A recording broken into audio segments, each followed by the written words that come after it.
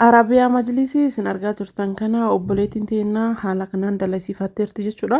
Teebilii gubbaa mastaawoti tuuyyuu hafaa akkasuma teebiliin xixiqqishuun gamaa gamanaan galtullee fireen afurii irratti dachaatee hin jirtu. Arabiyaa majlisiin kun baay'ee guddaadha jechuudha. Mitiriin isaa saadooniin isii baay'ee bal'aa waan ta'eef mitira 12 jechuudha. Arabiyaa majlisiin kun mitirii 12 guutuudha jechuudha. Humata akka wanti isarraa hir'ate hin jiru. Mastaawotiin irra deebi'ee hin jiru. Mastaawotii fi teebilii xixiqqishuu gamaa gamanaan galtu boota afurii sanii irratti galee hin jiru jechuudha. Arabiyaa majlisiin kun abbaa soddomaati. Mitiriin takkattiin birrii 14,000. Namoonni barbaadan koottaa jedha. Carqiin carqii Turkiiti jechuudha. Carqii Turkiiti. Namoonni barbaadan dhuftanii jechuun dandeettanii boondiin isaa boondii kwaalitii maaladaa jechuudha.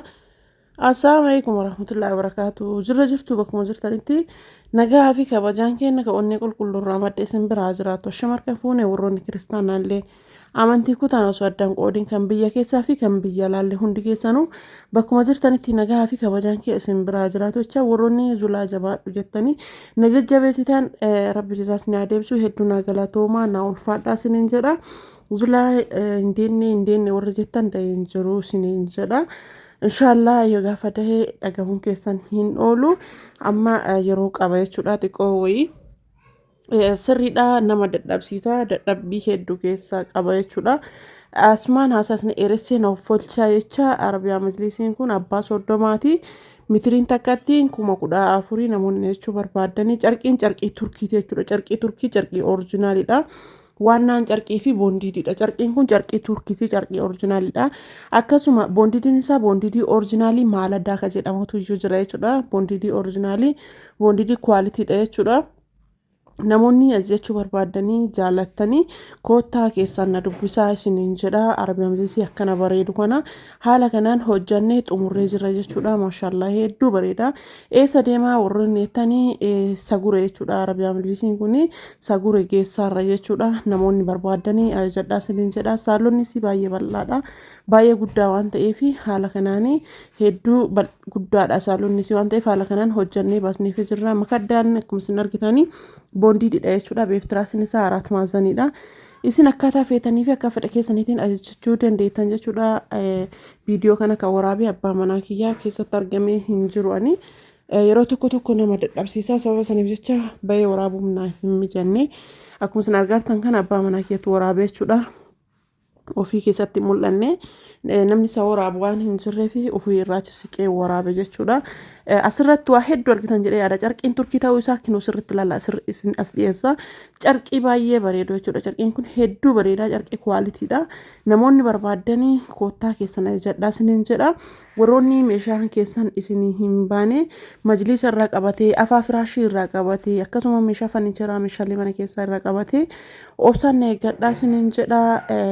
Waluma duraa duubaan isinii baasa tartiibaan waan ta'eef namoonni ajajachuu barbaadanii eessa jirta warri jettanii ani bakkeen an jiru bootaa isin hajamtanitti isinii geessu nan daangeessu waan ta'eef namoonni barbaadan koottaa ajajadhaa isiniin jedha. Warroonni har'a nama gaafatanii boru deebitan gatii saniin hin jiru namni ajajachuu barbaadanii dafaatii ajajadhaa isiniin jedha. Maashaallah warri tanaan dura ajajatan carra qabeeyyiidha.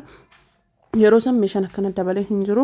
Boondidii isaa ilaaluu yoo feetan kinooti boondidiin isaa boondidii orijinaalii boondidii kwaalitii maaladaa jechuudha. Carqiin isaallee akkuma isin argitan kana carqii hedduu bareedudha. Carqii orijinaalidha. Keessattuyyuu carqiin zamoona kana dhufee jiru jechuudha. Carqii orijinaalidha. Carqiin sunniin akka isin jala hin tarre yoo barbaadan daddafaatii ajajadhaa isiniin jedha. Carqii orijinaalii carqii babbareedaa carqii akkamitti iyyuu dhufee jira seetanii namoonni barbaadanii carqii saniin ajajadhaa isiniin jedha. Carqiin kunniin yeroo hedduu wal fakkaatan hin dhufu. Yeroo tokko yoo dhufee deebi'ee bada jechuudha. Akkasuma jechuudha.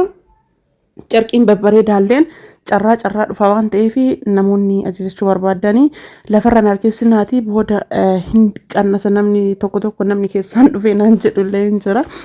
Boodan qannasaa miti namni jedhu nama hedduu jira argitanii carqii isaa kararii isaa akkatti bareedu. Hin dabala malee garam qannasa uummata keenya. Yaa uummata hin dabala malee garam qannasa isin jira. Sababni isaa jireenyi itti wadadaa deemaa ramoo itti rakasaa deemaa jira. Kana beekuu isinirra jiraata. Jireenyi yoo itti qalaa akka deemu qalaatumaan deema jechuudha. Sharafa wajjin deema jechuudha. Meeshaaleen waan biyya alaa irraa galuuf jechaadha. Yoo dollarri dabale hin dabala dollarri qannasa dollarri immoo garam qannasa ran dabala ramale kan isin hundi keessanuu hin beektan birriin achi isin ergitan sharafni dabalee asitti meeshaan hin qannasa jettanii yaaddan sun dogongortanii irratanii gatiin har'aa kun booda iyyuu jiraachuu dhabuu mala waan ta'eef keessattuu meeshaan fannicheraa akka malee waddadaa jira. Meeshaan fannicheraatii fi Arabiyaa Majlisiin akka malee waddadaa jira namoonni barbaadanii daddafaatii jedha meeshaalee mana keessatti xixiqqaa yoo ta'e birrii xiqqoo dabalaa deema birrii xiqqoo birrii dhibbaa wayi birrii xiqqoo dabalaa deema. Meeshaan kunniin garuu meeshaan akka fannicheraatiif Arabiyaa Majlisii gizee takkattiin kuma hedduu dabala. Gizee takkattiidhaan kuma hedduu dabala waan ta'eef namoonni barbaadan daddafaatii jedhaatii tartiibaan qabsiifadhaa isiniin jedha warri wal dura duubaan ajaja keessan qabsiifattaniirtanii akkasuma waluma dura duubaan isinii baasa jechuudha. Meeshaa nama hundaa yeroo tokko baasuun hin danda'amu meeshaa nama lamaa ta'ee nama sadii ta'ee akkasitti wal bira bahaa deemaa jechuudha. Garuu viidiyoo guyyaa takka waraabuulleen hin ulfaata.